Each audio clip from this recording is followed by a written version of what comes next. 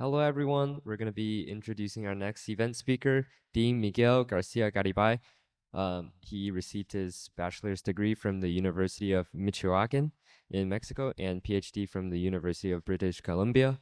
He was a postdoctoral fellow at Columbia University before joining the faculty in the Department of Chemistry and Biochemistry at UCLA, where he rose through the faculty ranks and is now a distinguished professor.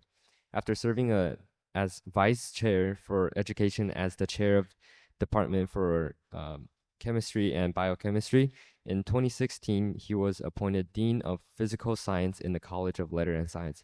Guys, please give a round of applause to Dr. Miguel Garcia.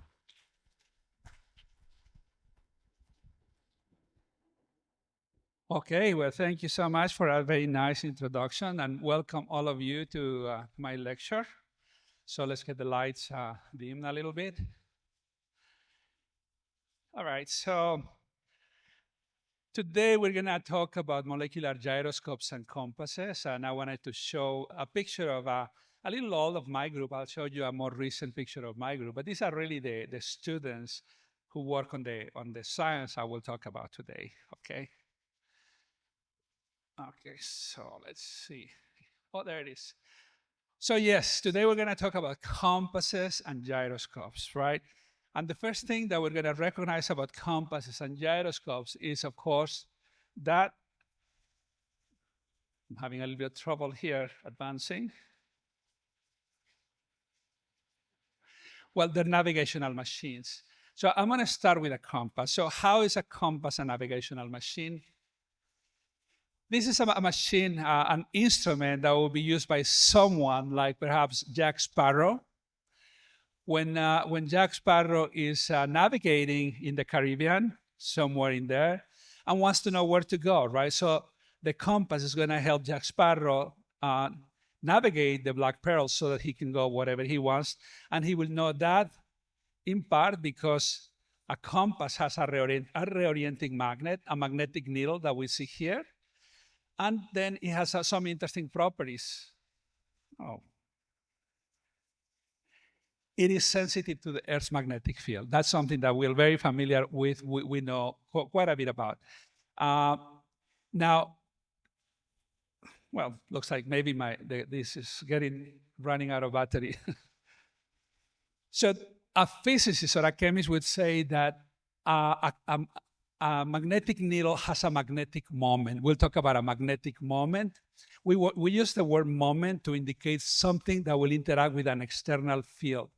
So the magnetic moment wants to align with a magnetic field, and it does that primarily because the Earth is a macroscopic, a big magnet. There we go. Right? So we have the, oh, now it works. Was that? So I need to be closer. Okay. Thank you, Danny. So again, we see that the Earth itself is a magnetic, it's a magnet, so interacts with a magnetic field. This has a magnetic moment, and this generates a field, right? So that's a compass. Now, when we think about a gyroscope, so how is a gyroscope a navigational machine? So this is something that will not need an external field, so it does not depend on that. It has a different principle of operation. This is something that will be used by someone like perhaps a rocket, right? When rocket is navigating the Venator in space, it's too far from the Earth's magnetic field, so it needs a different form of navigation. Now, this is a gyroscope built by NASA, and this is a toy gyroscope. They're quite different because this has a lot of electronics, but they operate in the same principle. They both have a smoothly rotating disk or mass, and is based on the principle of inertial rotation, okay? So, no. Oh, there it is. So it is sensitive to forces that change its axis of rotation. So a gyroscope will always want to rotate in exactly the same direction because that's inertia. It doesn't want to change direction. But if there is any force that wants to change the direction of rotation, it senses that because it changes its inertia, right? Sorry, this is not making me look so good.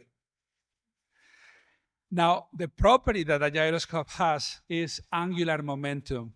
Angular momentum is a property of many types of matter, and it's based basically on the fact that it's one of the things that is conserved. So there is a principle of conservation of angular momentum. So if we take a look at compasses and gyroscopes, even though they're both navigational machines, one relies on a force field. In this case, it's a magnetic moment that interacts with a magnetic field. And a gyroscope relies on inertia, which is the resistance to change, okay? It relies on the conservation of angular momentum.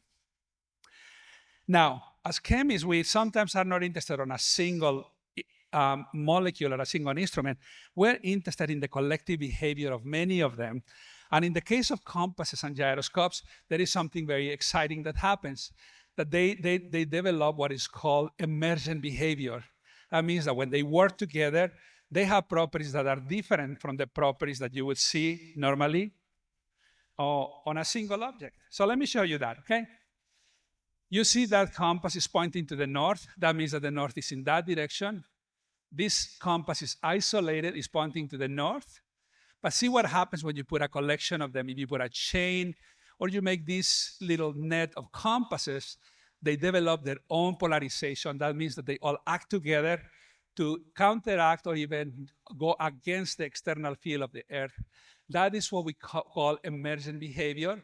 And that means that many compasses can join forces and become stronger, because this interacts with that and interacts with that and interacts with that. And their interaction looks for an arrangement that lowers the energy and makes it more favorable.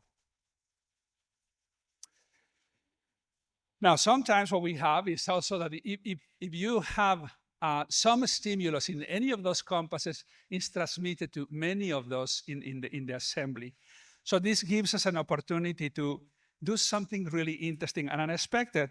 So what we're going to do here is I'm going to ask a couple of students. I'm going to ask Rishika and Camille to help us distribute. What we're going to get, I'm going to ask them to distribute two magnetic men, which look like this. These magnetic men have magnetic feet and magnetic hands, okay? So they form bonds like chemical bonds, but in this case, they're magnetic bonds. But the only reason we want to distribute those to you is so that you can take advantage of the magnet, and you can see how the magnet affects what we call dipolar arrays, which are these ones. So later on, we're going to pass also a compass array. And what you can do is you can pass any of these magnetic men through the array, and you can play with it and see how you can interact with it. And imagine how could you have potential applications with that, right? Now, ideally, what we're looking for and what we find is that all the compasses want to align in a particular orientation that depends on how you arrange them. But if you put a strong external field, they will respond to the direction of the field. So if the field goes up, the compasses go up. If the field goes to the right, then it goes to the right. If it goes down, it goes down. So what that does is that it helps us change the macroscopic polarization of all of these molecules working together, all of these compasses working together. Now, the question here is, and this is something really important and interesting, especially for kids, maybe for parents too, right? So what does it take to go from toy compasses to molecules, right? How do we go from a macroscopic compass to a molecular compass? So that's where we go through the exercise of going to powers of 10. So we need to understand what powers of 10 mean. So powers of 10 is a really interesting concept. It means that we make things bigger or smaller by a factor of 10. And for example, if we take rocket as an example, if we have a rocket here of a particular size, so 1 power of 10 is that we make that figure 10 times smaller. So that's 1 power of 10. Now, if we take that figure and make it 10 times smaller, that's 2 powers of 10. If we take that figure and make it 3 powers of 10 smaller, or 10 times smaller, that's 3 powers of 10, right? You can barely see that, right? There's really nothing much to see after 3 powers of 10. Yet we need to go 9 powers of 10 for a rocket like this to be the size of a molecule. So we can visualize that also with a compass array. So let us take that as a starting point, right? So these are going to be our macroscopic compasses. And then we're going to take it to a few powers of 10. So look what happens when we go through just 1 power of 10. So they get pretty significantly smaller. So 10 times smaller, and now we have many, many, many more compasses on the field. Now if we go another power of 10, now we make them 100 times smaller. You can barely see them. And if we go 3 powers of 10, they're so small now that we cannot see them. So in order to see them, we would actually have to use a microscope. So an optical microscope can help us see things that are up to 3 powers of 10 smaller. So we can see things like bacteria and small grains of sand and things like that. But we're still very far from molecules, right? So we need to go not 3, but 4, 5, 6, 7, 8, 9 powers of 10. That means that the original compass will have to be 1 billion times smaller. It's so small that there is just no way we can see it with light. However, if light, we said that light has a particular size, and it's a little bit less than 1 micron. But if we use electrons, which can be much, much smaller, then we can use an electron microscope, and we can visualize things the size of molecules through techniques such as tunneling scanning microscopy, scanning electron microscopy that our students do here at UCLA. So we're able to see that. Now, in chemistry, one concept that is very important is the concept of a structure. If you were in Professor Gar's earlier before, he talked about structure, and he talked about a representation of molecules. So the first thing that chemists want to do is, what is the structure that we want to emulate with atoms and molecules? So we identify the elements of the structure, means the parts. So the parts of a compass and the parts of a gyroscope are very similar. They both contain a frame. In fact, I have a toy gyroscope here. So there is a frame that holds the object together. There is a rotating disc, and the frame is connected to the disc through an axle. So those are the 3 structural elements that we're looking for here. We have a frame, a rotator, and an axle. In the case of the compass, we cannot see the axle, but it's what connects the needle to the box that contains it, right? So as long as we have these 3 elements, then we can expect some of the functions that we're looking for. As Professor Gar said earlier, we start with atoms like carbon and hydrogen. So we're going to make our molecular compasses and gyroscopes primarily with carbon and hydrogen. They're going to be organic molecules. But we actually never start with atoms. We start with small molecules, right? And we represent the atoms with letters like carbon and hydrogen, as shown here. And as Professor Gag showed earlier, we simplified the structure so that we don't always write the hydrogens, not even the carbons sometimes. We just put where the carbons are supposed to be and the number of bonds that link them together. So we use those small molecules. Actually, those molecules generally come from oil or other natural sources. And then we do chemical manipulations to make larger molecules. And here you see a little blurry picture of a big molecule that has some of the structural elements that we're looking for. So if you see our molecule now we have a frame which is made of carbon atoms that are shown in blue. We have an axle that is made of carbon atoms shown like in a golden color.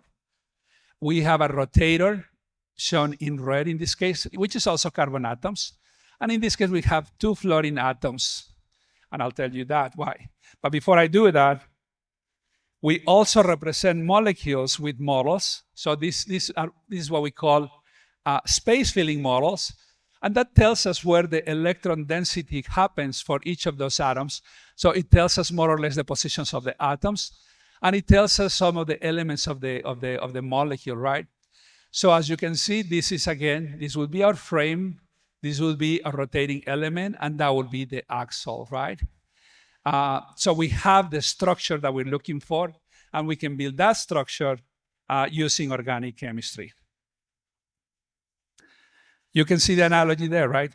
Big difference, and one that is actually good to know. This is a macroscopic gyroscope that not only does it have angular momentum and inertia, but this macroscopic gyroscope is also subject to another force, which is the gravitational force. So gravity wants the gyroscope to topple, and that's why it precesses. So gravity wants to topple it, and angular momentum wants to keep it up. And so they're in a fight, and then they begin to precess. You'll never see that in a molecular gyroscope. The microscopic gyroscope follows the laws of Newton. The molecular gyroscope follows to some extent the laws of Newton, but also follows the laws of quantum mechanics. So somewhere in between, which makes it very interesting. I was telling you about the fluorine atoms, right? So in this case, the fluorine atoms, which are shown in green, introduce an electric dipole moment. Here we have a magnetic moment. Here we will have an electric moment. That means that if the macroscopic compass interacts with a magnetic field, what do you think the molecular compass is going to interact with? With what kind of field? Any idea?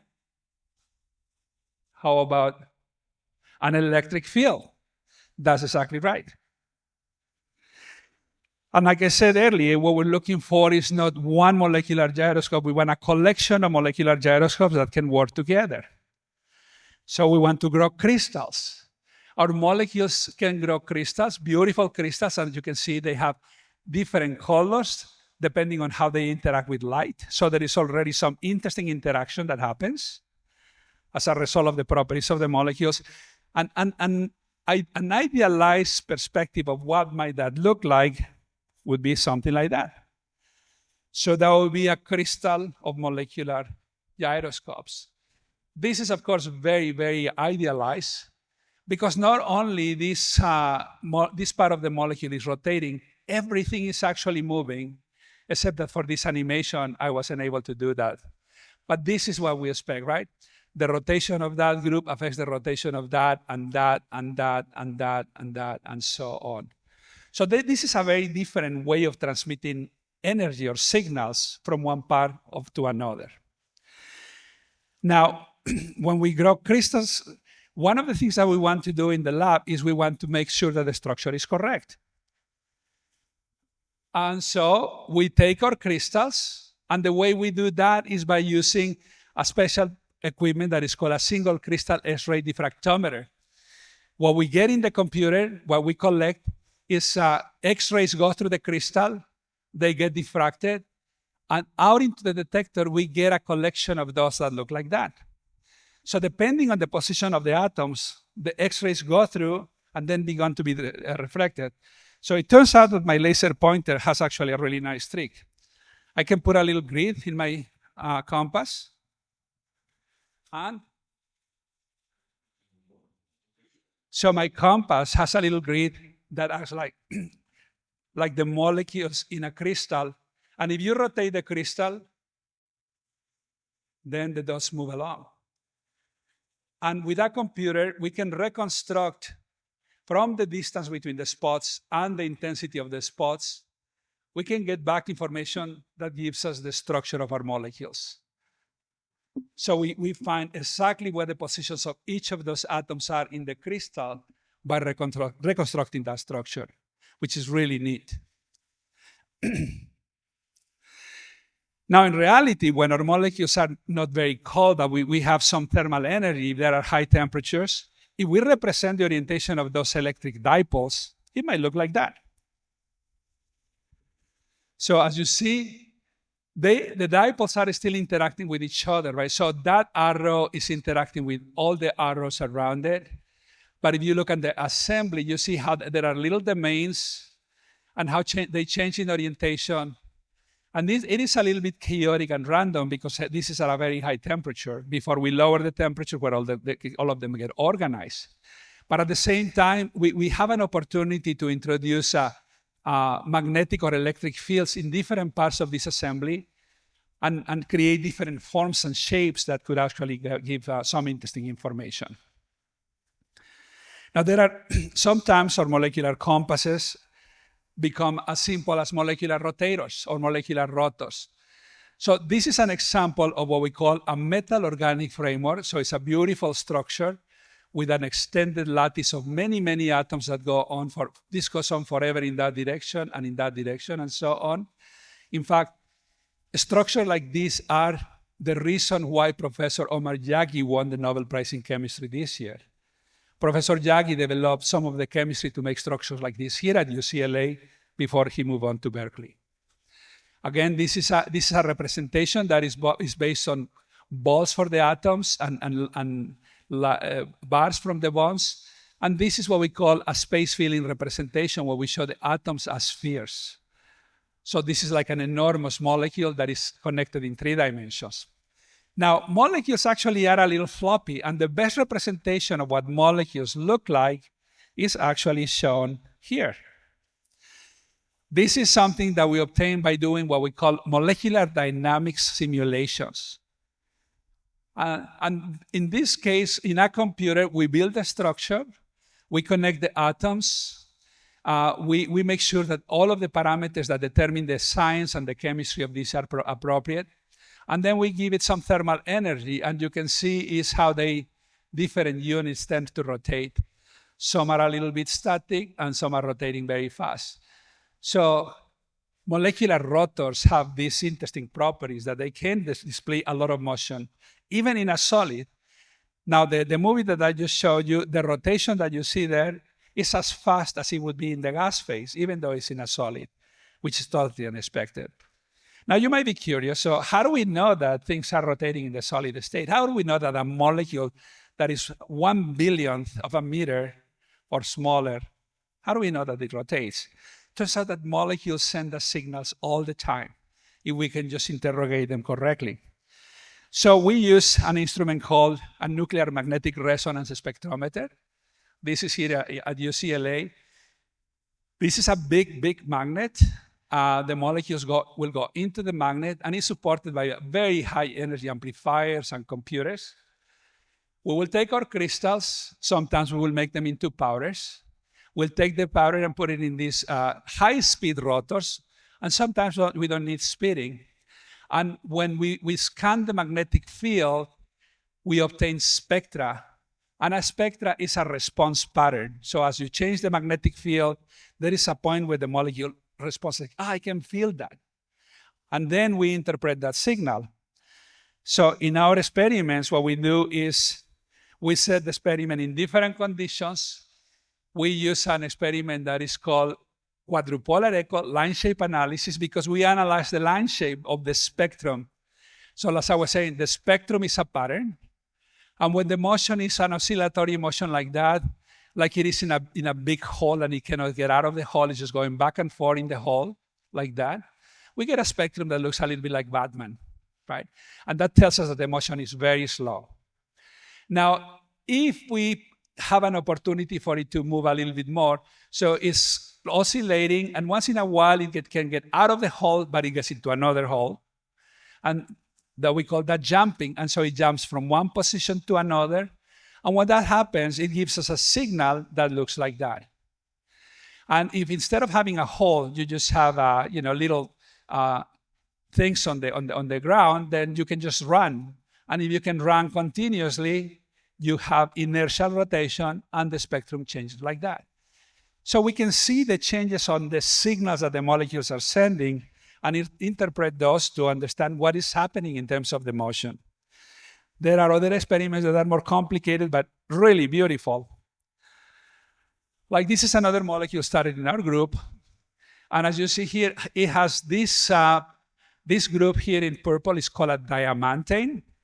And these groups in red are called phenolines. Now the diamantane is rotating really fast, and the phenolines are rotating very slow. So this is fast and slow. So we can detect the motion of the phenolines by doing line shape analysis with a different technique. So we interpret the spectrum, and that tells us what's happening to the molecule, right? But to get that particular information, what we do is we look for magnetic fields generated by that motion. So when molecules move in crystals, as they move, they generate a magnetic field. And if we scan the magnetic field, once we get to the magnetic field that the molecules generate, we get a signal. And the signal gets stronger and stronger. So we know our signal starts weak and gets stronger and stronger. And when we get the maximum signal, that tells us that it's rotating at a particular frequency. In this case, 300 megahertz means 300 million rotations per second, which is what this group is doing.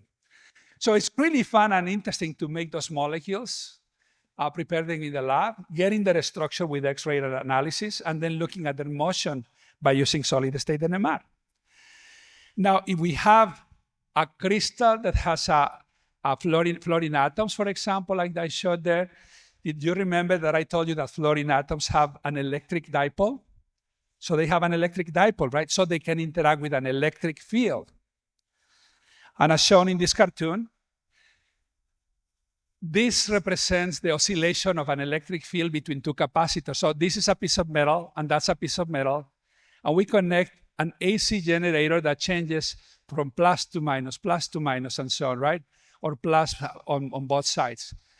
And again, when the external field interacts with our molecules, we get a signal. And we can interpret that signal to understand something about the motion, about the strength of the interaction, and things like that. I also mentioned that they generate a magnetic field. So the magnetic field sometimes is very strong and very weak, and we can detect that. Now, one of the neat things about it is that when you combine electric and magnetic signals, what we call electromagnetism, that is light. Light is nothing but the combination of an electric and a magnetic wave. So we have an opportunity to change the properties of light. One of the type of experiments that we can do is we can use let's say a red laser coming from the left, goes through the crystals of molecular compasses, and you get green light coming to the right. So we can change the color of light, we can change the orientation of light, we can change the intensity of light. And that's really interesting because it enables us to do many interesting applications. Now, crystals of molecular compasses and gyroscopes, of course, they will not help us navigate a tiny Jack Sparrow or a tiny rocket, right? There is no living things that can reach the size of molecules. But what do you think they can guide off? So what's so small that a molecular compasses can help guide, or a molecular gyroscope? Oops, wrong direction. Photons and electrons, right? So photons are the particles of light, and electrons, of course, are the negative charged particles of matter.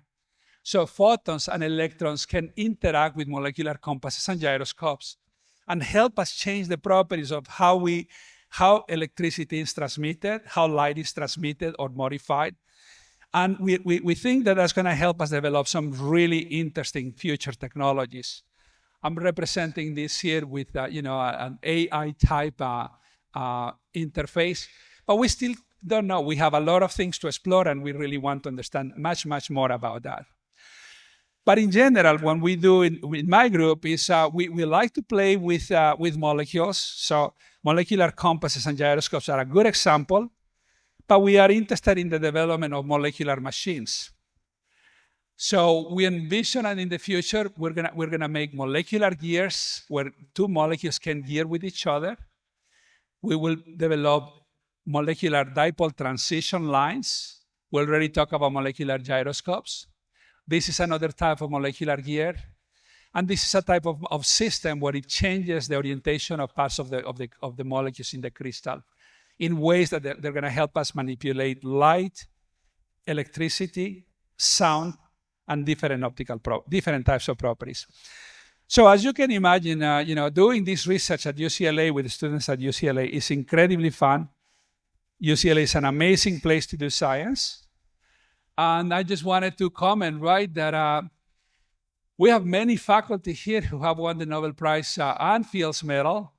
including, as I mentioned, the 2025 Nobel Prize winner in chemistry, Omar Yagi, who was in our faculty for a number of years before he went to UCLA. But I want to highlight that, in fact, Professor Fraser Stoddard won the Nobel Prize for his work on molecular machines. And Professor Paul Boyer earned the Nobel Prize for his work on the molecule known as ATP synthase, which is considered a biological machine. So UCLA has an incredible tradition of molecular machines and functional materials that makes it a very, very interesting place to work on. So I will finish by thanking my group members. So as you can see here, I have a, oh, I forgot to pass we never passed the compasses? We did pass them. Oh, okay. So you had an opportunity to play a little bit with it? Excellent. So I wanted to acknowledge, these are my group members. And more importantly, I wanted to thank the National Science Foundation, the divisions of chemistry and material research, because they fund our research, so they make it possible for all of these students to participate in this and other forms of science. So I thank you for coming. I hope you're enjoying EYU. And if you have any questions, I'll be very happy to answer them. So thank you.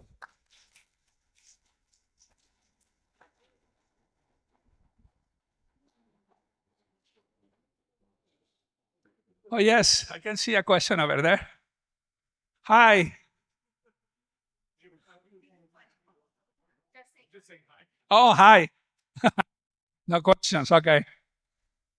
Do you have any question? Yes. Could you repeat that? How did I get into that research? I think because I was very curious. The image that we have of crystals is that they're all static, that everything is in place, that nothing moves. And I thought, well, could we design a crystal where things are actually moving inside?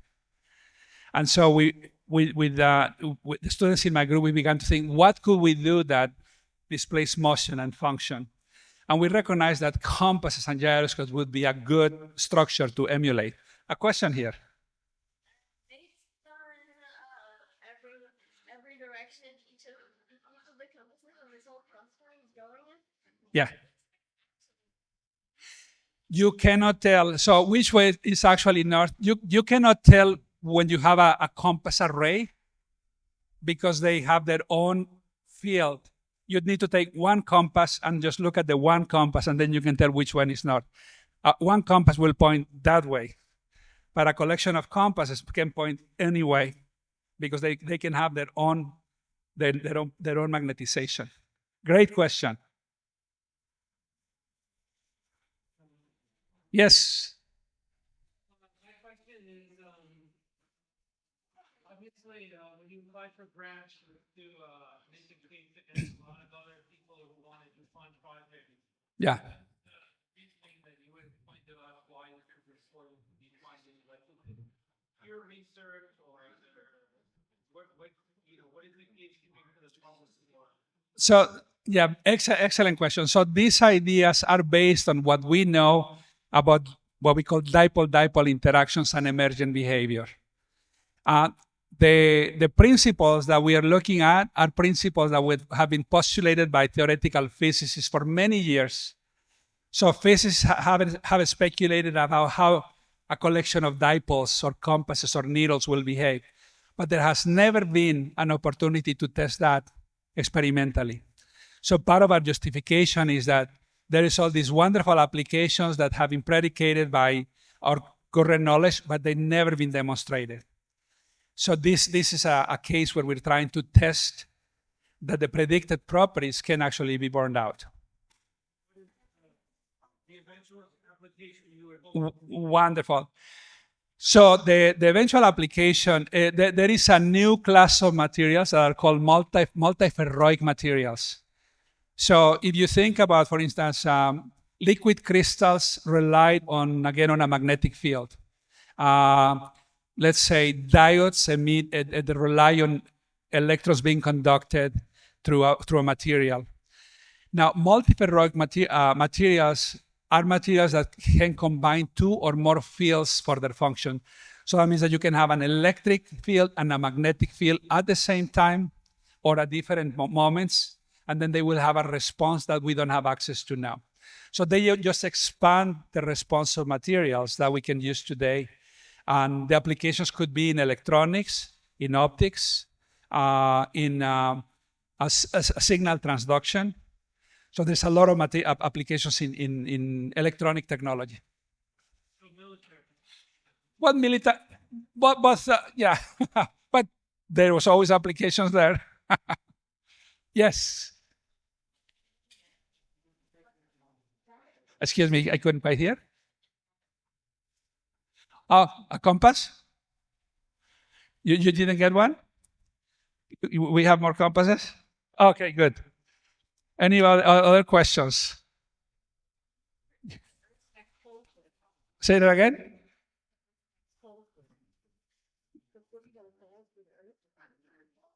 The change in polarization for Earth, I wouldn't dare predicting that. You probably all know that the magnetic field of Earth switches with some periodicity, right? That's what you're referring to. Toy compasses also do that. So when I buy 100 compasses, once in a while I get a compass that has the polarization change, and the red part is pointing south. It would. It could. That's a really good point.